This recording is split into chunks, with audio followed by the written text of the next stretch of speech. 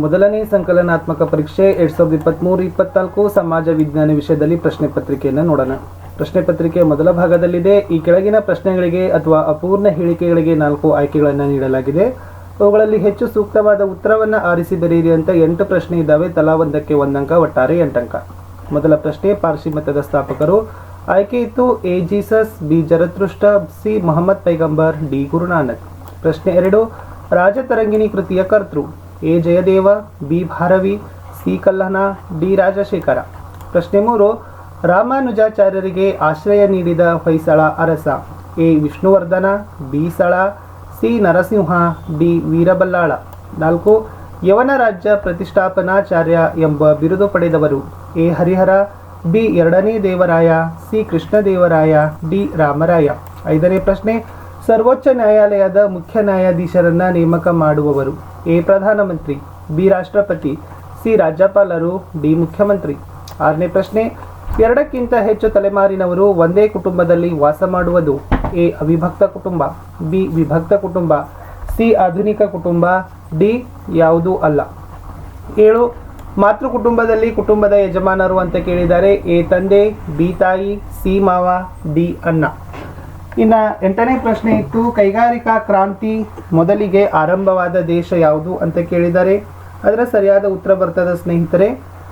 ತಾವುಗಳು ಎಸ್ ಅದನ್ನು ನೋಡಬೇಕು. ಯಾಕಂದರೆ ಕೈಗಾರಿಕಾ ಕ್ರಾಂತಿ ಮೊದಲಿಗೆ ಎಲ್ಲಿ ಆಗಿದೆ? ಎಸ್ ಇಂಗ್ಲೆಂಡ್ ಅಂತ ತಮಗೆಲ್ರಿಗೂ ಗೊತ್ತೇ ಇದೆ. ಅದರಲ್ಲಿ ಆಯ್ಕೆ ಇತ್ತು A America, B Bharat, C Russia, D England. ಮುಂದೆ ಎಸ್ ಒಂದು ವಾಕ್ಯದಲ್ಲಿ ಪ್ರಶ್ನೆಗಳಿಗೆ ಉತ್ತರವನ್ನು ಕೊಡಲಿಕ್ಕೆ ಕೂಡ 8 ಪ್ರಶ್ನೆಗಳಿರ್ತವೆ. ತಲಾ ಒಂದಕ್ಕೆ 1 ಅಂಕ. 9ನೇ ಪ್ರಶ್ನೆ ಇತ್ತು ಕುಟುಂಬ ಎಂದರೇನು.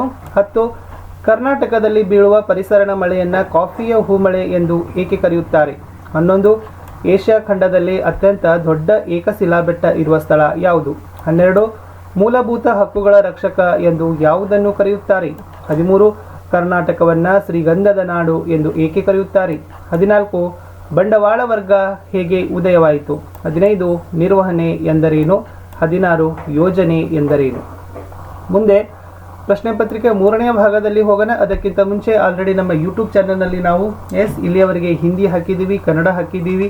ಸೊ ಇವಾಗ SS ಅಲ್ಲಿ ಕ್ವಶನ್ ಪೇಪರನ್ನು ನಿಮ್ಮ ಅರ್ಧ ವಾರ್ಷಿಕ ಪರೀಕ್ಷೆ ಅಂದರೆ SA1ಗೆ ಪೋಸ್ಟ್ ಮಾಡ್ತಾ ಇದ್ದೀವಿ. ಹಿಂದಿನ ವಿಡಿಯೋ ನೋಡದೇ ಇದ್ದರೆ ವಿಡಿಯೋದ ಡಿಸ್ಕ್ರಿಪ್ಷನ್ ಬಾಕ್ಸ್ನಲ್ಲಿ FA SA exam question paper 2023-24ರಲ್ಲಿ ನಿಮ್ಮ SA1ಗೆ ಇರ್ತಕ್ಕಂಥ ಎಲ್ಲ ಕ್ವಶನ್ ಪೇಪರ್ಗಳು ಸಿಗ್ತವೆ, ಅವುಗಳನ್ನು ನೋಡಿ.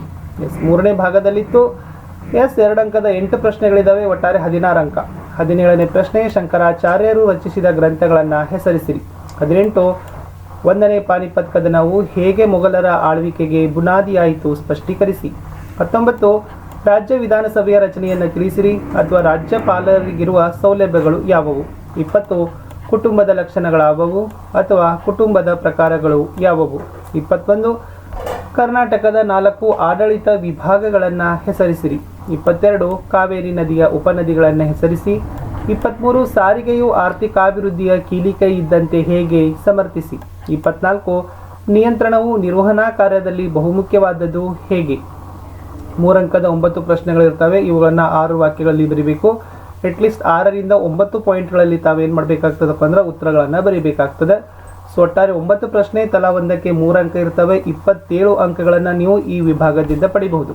25ನೇ ಪ್ರಶ್ನೆ ಇತ್ತು, ಕಾರ್ಕೋಟ ಸಾಮ್ರಾಜ್ಯ ವಿಸ್ತರಿಸುವಲ್ಲಿ ಲಲಿತಾದಿತ್ಯ ಮುಕ್ತಪೀಡ ಪ್ರಮುಖ ಪಾತ್ರ ವಹಿಸಿದನು, ಸ್ಪಷ್ಟೀಕರಿಸಿ. 26, ಅಲಾವುದ್ದೀನ್ ಖಿಲ್ಜಿಯ ಆಡಳಿತಾತ್ಮಕ ಸುಧಾರಣೆಗಳಾವುವು ಅಥವಾ ದೆಹಲಿ ಸುಲ್ತಾನರು ಸಾಹಿತ್ಯಕ್ಕೆ ನೀಡಿದ ಕೊಡುಗೆಗಳು ಯಾವುವು. 27, ಬಸವಣ್ಣನವರು ಮಾಡಿದ ಕಲ್ಯಾಣ ಕಾರ್ಯಗಳು ಅವಿಸ್ಮರಣೀಯವಾದದ್ದು, ಸಮರ್ಥಿಸಿರಿ. 28, ಲೋಕಸಭೆ ಸದಸ್ಯರಾಗಲು ಇರಬೇಕಾದ ಅರ್ಹತೆಗಳು ಯಾವುವು. 29, ಅವಿಭಕ್ತ ಕುಟುಂಬದ ಲಕ್ಷಣಗಳು ಯಾವುವು. 30, ಕರ್ನಾಟಕದ ಕರಾವಳಿ ಮೈದಾನಗಳ ಬಗ್ಗೆ ಬರೆಯಿರಿ ಅಥವಾ ಕರ್ನಾಟಕದ ಮಳೆಗಾಲವನ್ನು ಕುರಿತು ಬರೆಯಿರಿ. 31, ಕರ್ನಾಟಕದಲ್ಲಿ ಕಪ್ಪು ಮಣ್ಣು ಕೆಂಪು ಮಣ್ಣಿಗಿಂತ ಹೇಗೆ ಭಿನ್ನವಾಗಿದೆ. 32, ಕೈಗಾರಿಕಾ ವಲಯದ ಪ್ರಾಮುಖ್ಯತೆ ವಿವರಿಸಿರಿ ಅಥವಾ ಕರ್ನಾಟಕದಲ್ಲಿನ ಪುಷ್ಪ ಕೃಷಿಯ ಬಗ್ಗೆ ತಿಳಿಸಿ. 33, ಹೆನ್ರಿ ಫಯೋಲ್ ಪ್ರಕಾರ ನಿರ್ವಹಣೆ ತತ್ವಗಳಾವುವು ಅಥವಾ ನಿರ್ವಹಣೆಯ ಕಾರ್ಯಗಳು ಯಾವುವು ಅಂತ ಇದೆ. 5ನೇ ಭಾಗಕ್ಕಿಂತ ಹೋಗೋಕ್ಕಿಂತ ಮುಂಚೆ ಆಲ್ರೆಡಿ ನಾವು SS ಅಲ್ಲಿ ಏನು ಮಾಡಿದ್ದೀವಿ ಅಂತಂದರೆ ಎಲ್ಲ ಪಾಠಗಳ ಕ್ವಶನ್ ಆನ್ಸರ್ಸ್ ಹಾಕಿದ್ದೀವಿ, ನೋಟ್ಸ್ಗಳನ್ನು ಹಾಕಿದ್ದೀವಿ. ನಾವು ನೋಡದೇ ಇದ್ದರೆ ವಿಡಿಯೋದ ಡಿಸ್ಕ್ರಿಪ್ಷನ್ ಬಾಕ್ಸ್ನಲ್ಲಿ ನಿಮಗೆ 9ನೇ ತರಗತಿ ಸಮಾಜ ವಿಜ್ಞಾನ ಪ್ರಶ್ನೋತ್ತರ ಅಂತ ಇದೆ. ಅಲ್ಲೆಲ್ಲ ಹೊಸ ಸಿಲೆಬಸ್ ನಿಮ್ಮ ಏನು 2023ಕ್ಕೆ ಏನು ಹೊಸ ಪರಿಷ್ಕೃತ ಪಠ್ಯಪುಸ್ತಕಗಳು ಇದಾವಲ್ಲ ಅವುಗಳಿಗೆ ತಕ್ಕಂತೆಯೇ ನಾವೇನು ಮಾಡ್ತಾ ಇದ್ದೀವಿ, ವಿಡಿಯೋಗಳನ್ನು ಸಿದ್ಧಪಡಿಸಿ ಅಪ್ಲೋಡ್ ಮಾಡ್ತಕ್ಕಂಥ ಕೆಲಸ ಮಾಡ್ತಾ ಇದ್ದೀವಿ. ಅವುಗಳನ್ನು ನೋಡಿ ಖಂಡಿತವಾಗಿ ನಿಮಗೆ ಸ್ಕೋರ್ ಆಗ್ತದೆ. ಇನ್ನೊಂದು ವಿಡಿಯೋದಲ್ಲಿ ನಿಮಗೆ ಯಾವೆಲ್ಲ 9th ಅಲ್ಲಿ SSL ಕ್ವಶನ್ಸ್ಗಳು ಬರಬಹುದು ಅನ್ನೋದನ್ನು ಎಲ್ಲ ಒಂದೇ ಕ್ವಶನ್ ಬ್ಯಾಂಕನ್ನೇ ನಾನು ಏನು ಮಾಡ್ತೀನಿ ನಿಮಗೆ ಪ್ರೊವೈಡ್ ಮಾಡ್ತೀನಿ. ಅಲ್ಲಿಂದ ಖಂಡಿತ ನಿಮ್ಮ 80 ಅಂಕಕ್ಕೆ ಮಿನಿಮಮ್ 60 ಅಂಕದ ಪ್ರಶ್ನೆಗಳಾದರೂ ಬರ್ಬೋದು ಅನ್ನೋ ತಯಾರಿ ನಾವು ಮಾಡ್ತಾ ಇದ್ದೀವಿ. 4 ಅಂಕದ ಪ್ರಶ್ನೆಗಳಲ್ಲಿ 34ನೇ ಪ್ರಶ್ನೆ. ಈ 4 ಅಂಕದ ಪ್ರಶ್ನೆಗಳನ್ನು ಕನಿಷ್ಠ ತಾವು ಏನು ಮಾಡಬೇಕಪ್ಪ ಅಂತಂದರೆ ಒಂದು 10ರಿಂದ 12 ಪಾಯಿಂಟ್ಸ್ಗಳಲ್ಲಿ ಬರೀಬೇಕು. ಮಿನಿಮಮ್ 12 ಪಾಯಿಂಟ್ಸ್ ಆದರೂ ಬರಲೇಬೇಕು. ಆವಾಗ ನಿಮಗೆ ಏನು ಮಾಡ್ತಾರಪ್ಪ ಅಂದರೆ 4 ಅಂಕಗಳನ್ನು ಕೊಡ್ತಾರೆ. ವಿಜಯನಗರ ಸಾಮ್ರಾಜ್ಯದವರು ಕಲೆ ಮತ್ತು ವಾಸ್ತುಶಿಲ್ಪಕ್ಕೆ ನೀಡಿದ ಕೊಡುಗೆಗಳನ್ನು ಉದಾಹರಣೆ ಸಹಿತ ಸಮರ್ಥಿಸಿರಿ. 35 ಯೇಸು ಕ್ರಿಸ್ತರ ಬೋಧನೆಗಳನ್ನು ಪಟ್ಟಿ ಮಾಡಿ ಅಥವಾ ಮುಹಮ್ಮದ್ ಪೈಗಂಬರರ ಜೀವನವನ್ನು ತಿಳಿಸಿ.